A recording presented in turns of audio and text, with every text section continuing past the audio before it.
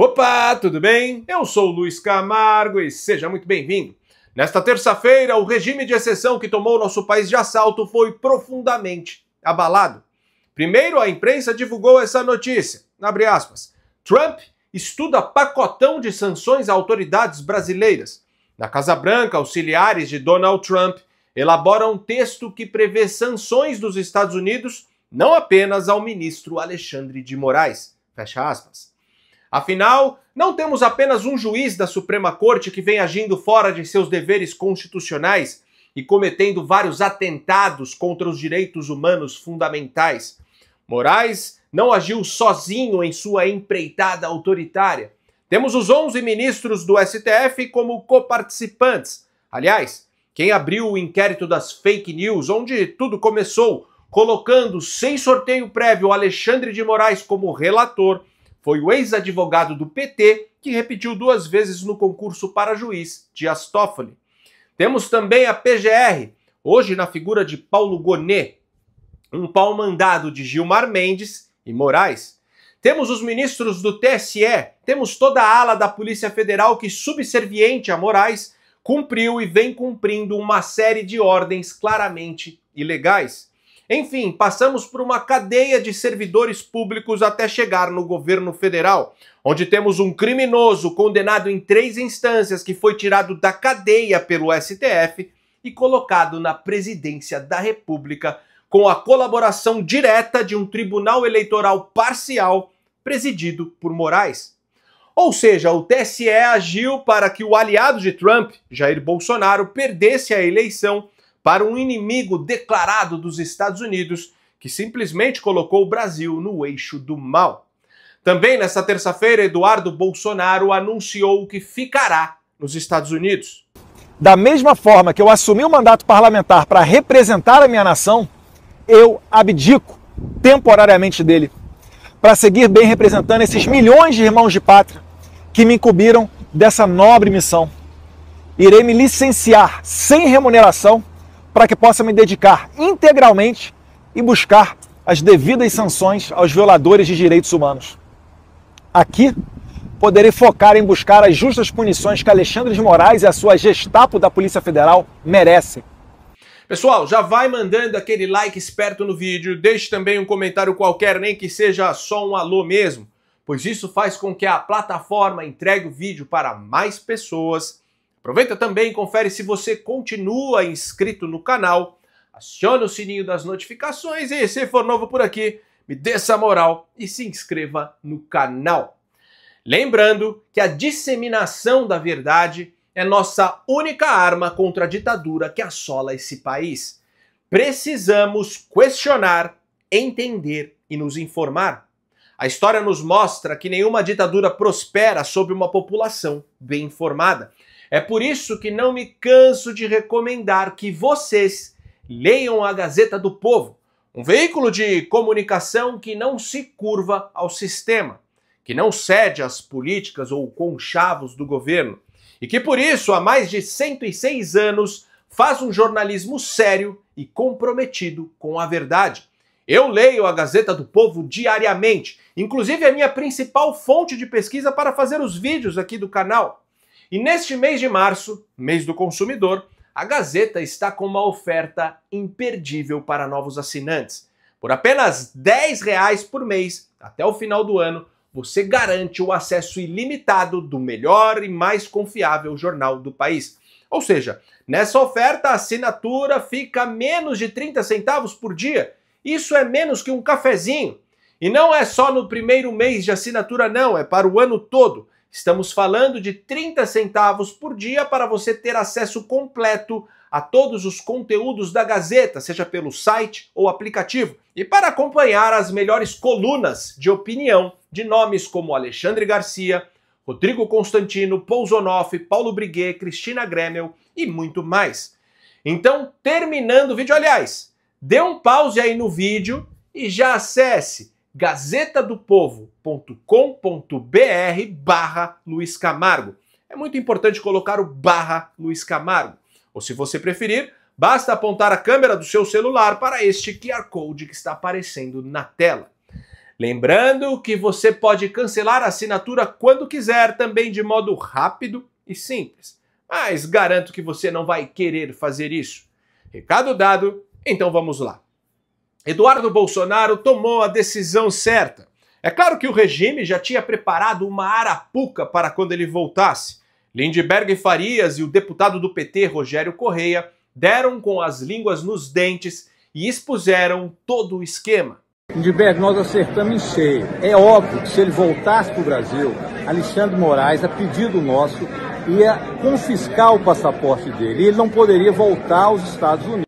Ainda na terça-feira, logo após o pronunciamento de Eduardo, e depois de um atraso de mais de 20 dias para responder Moraes, o PGR Paulo Gonet, enfim, afirmou não ver motivo para que Eduardo Bolsonaro tenha seu passaporte cassado. Em seguida, Alexandre de Moraes determinou o arquivamento da investigação. Vamos analisar a linha do tempo. No dia 2 de março, saiu a notícia que Moraes deu um prazo de 5 dias para o PGR analisar a apreensão do passaporte de Eduardo Bolsonaro. No dia 11 de março, a imprensa publicou que Gonet decidiu descumprir o prazo. E nesta terça, dia 18, Eduardo Bolsonaro anunciou que vai ficar nos Estados Unidos.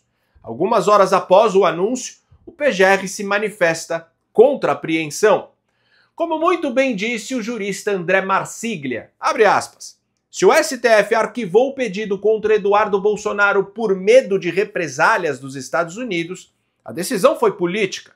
Se arquivou para Eduardo voltar a ser atraído para uma armadilha, a decisão foi política. Se julgou rápido para mostrar que não havia perseguição, a decisão foi política. Se podia arquivar em horas, mas demorou um mês para examinar, a decisão foi política. Ou seja, a única coisa de que não temos dúvida é de que o STF não é uma corte constitucional, mas um tribunal político. Fecha aspas. Outra, todo mundo sabe que Moraes não respeita as decisões do PGR quando estas não lhe convêm. Clezão veio a óbito depois de ter passado 11 meses preso sem ser julgado e a revelia do Ministério Público que já tinha pedido sua soltura por conta de seu quadro delicado de saúde. O próprio inquérito das fake news foi aberto de ofício, sem provocação do MP.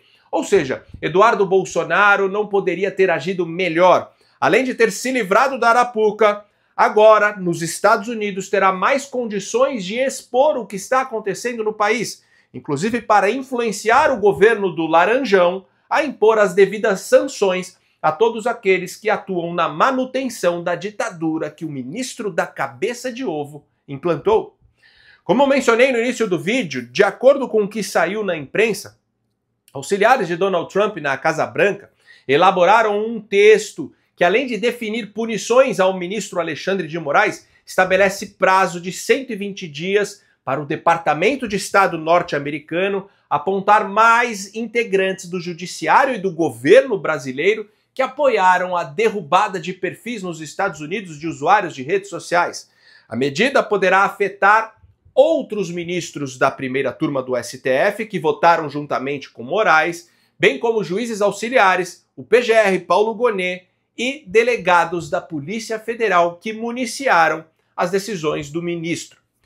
O argumento sustentado pela Casa Branca é que a derrubada dos perfis configuraria violação de direitos humanos, violação à jurisdição dos Estados Unidos e abuso de procedimento para favorecer a si mesmo ou um grupo político.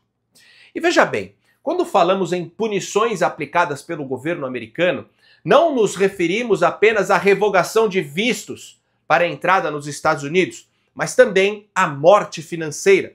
Isso ocorre devido à Lei Magnitsky, que autoriza a Casa Branca a sancionar indivíduos considerados violadores dos direitos humanos. Os punidos podem ter seus bens congelados, contas bancárias bloqueadas e serem excluídos do sistema financeiro, não apenas nos Estados Unidos, mas globalmente. Isso porque os bancos que mantiverem vínculos com essas pessoas também podem ser sancionados, ampliando ainda mais o alcance das restrições. E é aí que o jogo começa a ficar interessante. Bom, em meio a tudo isso, o PL da anistia vem ganhando força na Câmara. inclusive com o apoio do Kassab. E deixo claro aqui, esse 50% aqui, Mauro Mendes e Tarcísio, não é PL não, tem gente boa em todos os partidos. Eu, inclusive, há poucos dias, tinha um velho problema e resolvi com o Kassab em São Paulo. Ele está ao nosso lado, com a sua bancada, para aprovar a anistia em Brasília. Todos os partidos estão vindo.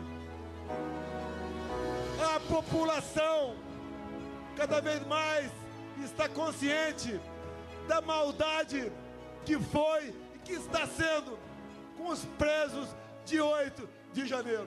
Como sabemos, Kassab é o maior cacique partidário do país, dono da legenda, com o maior número de prefeituras e líder absoluto do chamado Centrão.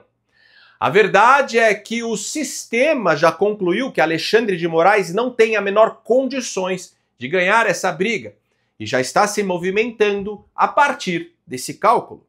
Por outro lado, na minha opinião, mesmo que o governo americano imponha sanções contra os agentes do regime, isso, por si só, não fará o regime cair.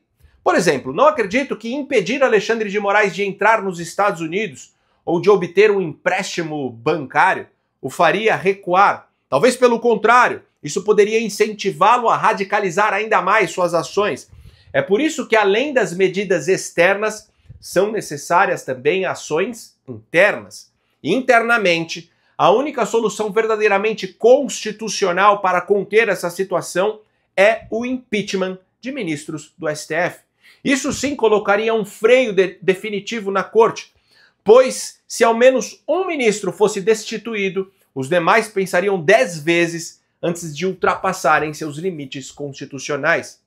Não é à toa que na própria terça-feira, o dia da notícia das sanções do governo americano e do anúncio de Eduardo Bolsonaro, Moraes deu um jantar para colegas da corte, integrantes do governo Lula e a cúpula do Congresso Nacional, incluindo o presidente da Câmara, Hugo Mota. E o jantar parece que já rendeu frutos. No outro dia, Hugo Mota deu essa declaração. Nos últimos 40 anos, não vivemos mais as mazelas do período em que o Brasil não era democrático. Não tivemos jornais censurados, nem vozes caladas à força. Não tivemos perseguições políticas, nem presos ou exilados políticos. Não tivemos crimes de opinião ou usurpação de garantias constitucionais. Não mais, nunca mais. De duas uma. Ou este sujeito é um canalha que está tirando sarro da nossa cara, ou foi coagido a ler um discurso escrito pelo anfitrião do jantar que ele participou um dia antes. Mas enfim, a meu ver, a direita está cometendo um grande erro ao deixar de lado nas manifestações a pauta do impeachment de ministros. E também comete outro erro de cunho semântico ao clamar nas manifestações por anistia. Veja bem, a anistia ocorre quando um indivíduo comete um crime e, posteriormente, o Estado revoga a punição correspondente. Se os condenados pelo episódio de 8 de janeiro forem anistiados, isso não invalidaria os crimes ou as irregularidades jurídicas que foram cometidas pelo judiciário ao processá-los e condená-los. Temos que ter em mente que a maioria dos presos políticos do regime militar que foram beneficiados pela lei da anistia eram criminosos de fato, participaram direto ou indiretamente de assaltos, sequestros, atentados e assassinatos premeditados. Já as prisões e condenações relacionadas ao 8 de janeiro são completamente ilegais sob qualquer perspectiva de análise. A começar pelo fato de que esses brasileiros que não possuem foro privilegiado deveriam ser processados na primeira instância para poderem recorrer de suas sentenças. Sendo assim, o foco das manifestações não deveria ser a anistia em si, mas sim a anulação dos processos e a libertação imediata dos presos. Agora, se o caminho jurídico mais rápido para isso for um projeto de lei de anistia tramitando no Congresso, ok. Mas o que realmente precisa ecoar nas ruas, o recado que precisa chegar ao mundo, é que os brasileiros exigem o fim dos processos ilegais e a libertação de presos políticos. Isso deixaria claro que os verdadeiros criminosos não foram os condenados, mas sim a própria corte ao persegui-los e condená-los, o que abriria ainda mais o caminho para o impeachment ou até mesmo a prisão dos responsáveis. Além disso, escancaria para a comunidade internacional que o Brasil está vivendo sob um brutal regime de exceção. Mas isso é só a minha opinião. Eu quero saber a sua. Deixe aqui nos comentários. Também não deixe de assinar a Gazeta do Povo, o melhor e mais confiável jornal do país, por apenas R$10 por mês. Ou seja, menos de 30 centavos por dia. Não paga nem um cafezinho na padaria. Para isso é só acessar gazetadopovo.com.br/Luiz Camargo. É muito importante colocar o /Luiz Camargo. Ou, se você preferir, basta apontar a câmera do seu celular para este QR Code que está aparecendo na tela. No mais, curte e compartilhe ao máximo esse vídeo, deixe aqui o seu comentário para ajudar no engajamento e me siga em todas as redes sociais, @Luiz Camargo Vlog. Então, até o próximo vídeo. Valeu!